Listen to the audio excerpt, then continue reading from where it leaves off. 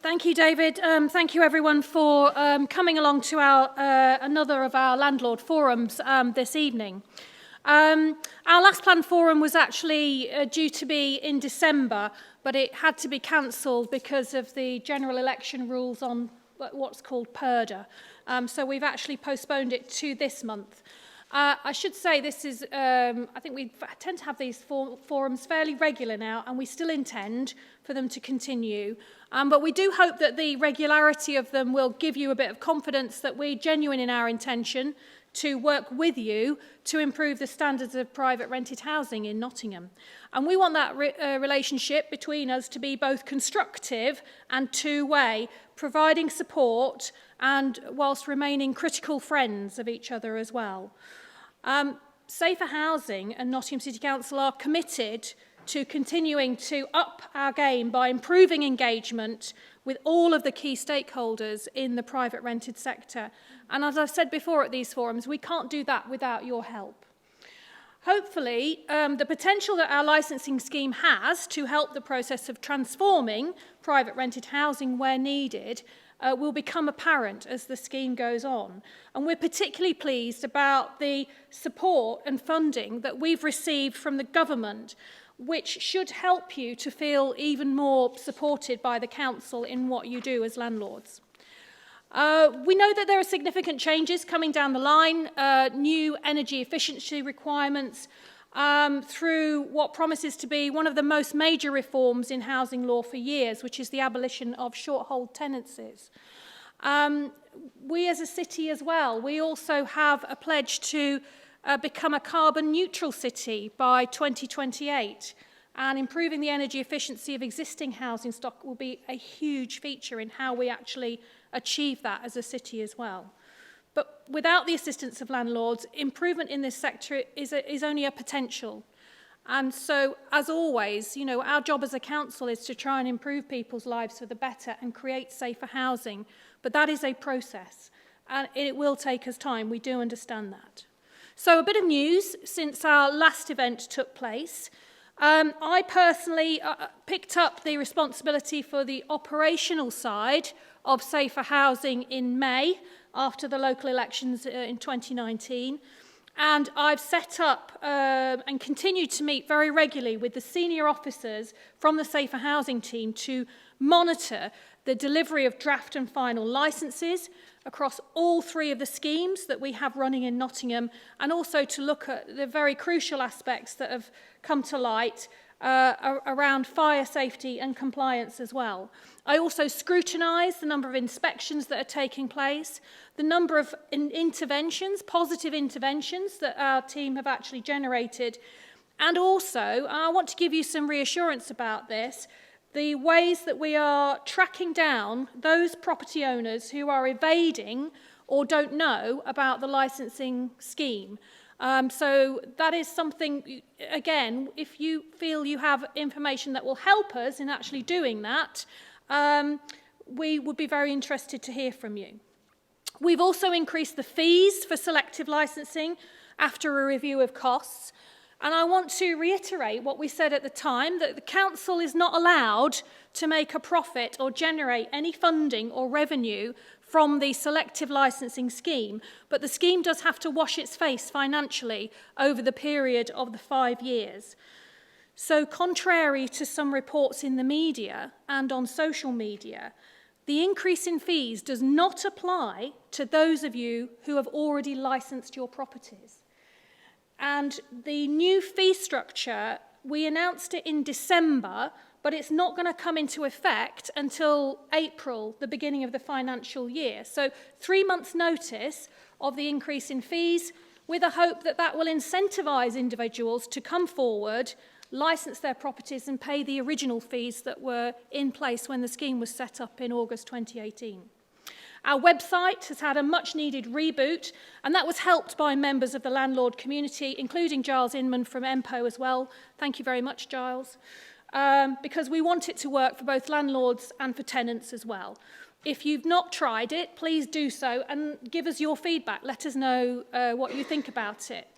We approached that project knowing that we don't have all the right answers about what works, and so that's why we liaised and took contributions from advice agencies, from landlords, from the landlord organisations, but also from our own staff as well. And as with most websites, we can amend and tweak the information that's on there. So we can add links to useful information. We can add links to new events that are taking place as well. So if you let us know about anything that you think needs updating on there or any events that you want to bring to our attention, let us know about that. In addition, that site now has a confidential reporting facility, and that was requested at a previous landlords forum, so that, amongst other things, you can let us know about any non-compliant landlords without having to get into an argument or bring the profession into disrepute. And we're also fortunate in our bid, as I referred earlier, to the government's innovation fund. So we put in a successful bid to the innovation fund. And I was just saying earlier, we had sort of a wish list of different things that we would like to do. We put them in order of priority. And the bid was successful on all aspects of the strands that we wanted to develop. So we've secured this additional money, I think it's around £96,000, to create resources that will assist yourselves as landlords and tenants as well.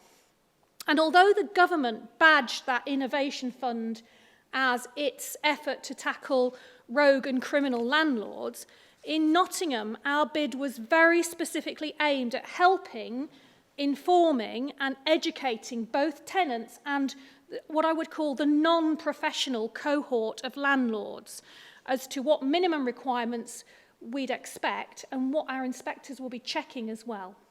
So there's a new portal being developed to help landlords access and target support for their more challenging tenants. And that will be rolled out on the Housing Aid site, and it should be in place by April. And it aims to improve a tenant's understanding of what their responsibilities are, to improve relationships between landlords and their tenants, and to prevent homelessness and all of the attendant costs that are incurred between both the household and the landlord in a case of eviction. We're also working up on some new how-to videos, which will be put on YouTube. And one will shadow a qualified housing inspector conducting an inspection of properties. And so you'll be able to get a good look at what gets considered when we check properties. And it'll also highlight the Homes Fit for Human Habitation legislation as well. And the other part of that will be a tenant's guide, which we're hoping will help tenants learn to raise matters constructively with their landlords when they believe that the management of their home needs improving.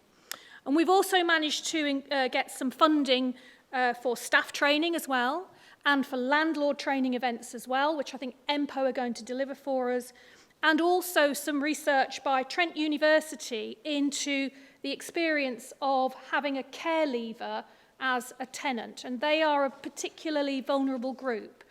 So I think it's actually on the feedback sheets. We're really keen to hear from landlords who have experience of dealing with care leavers as tenants, and we'd like to hear your experiences of that and what more you think could be done to help support those care leavers when they leave council care and go into rented properties.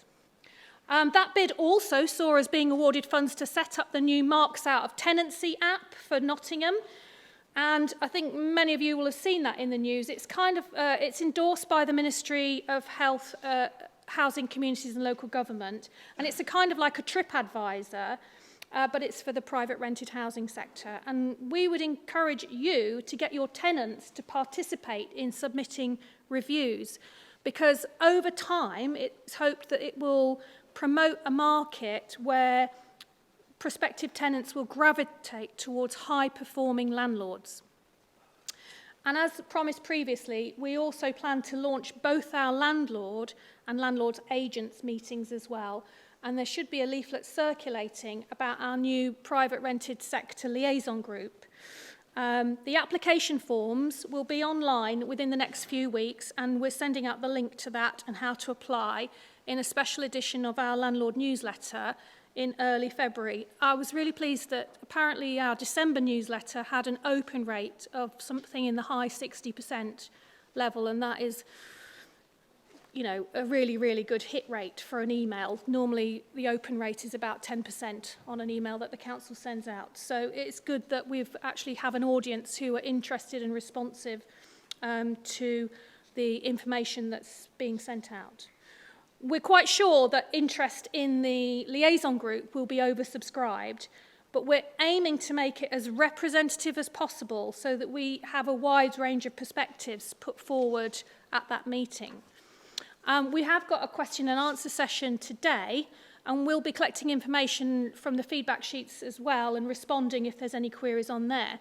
But proper face-to-face meetings will actually start soon for the actual liaison group. And we think that that will give us a really good opportunity to explore ongoing issues so that we can actually work together to try to resolve them. So I just want to say thank you very much for your efforts as responsible landlords. Obviously, you know, we understand that the sort of people who come to these events are the people who are genuinely interested in what's going on in the sector and, you know, keeping up to date with new regulations and sort of current affairs for housing as far as that's concerned as well. And thank you very much for taking time out of your evening to come and join us here as well. Thank you.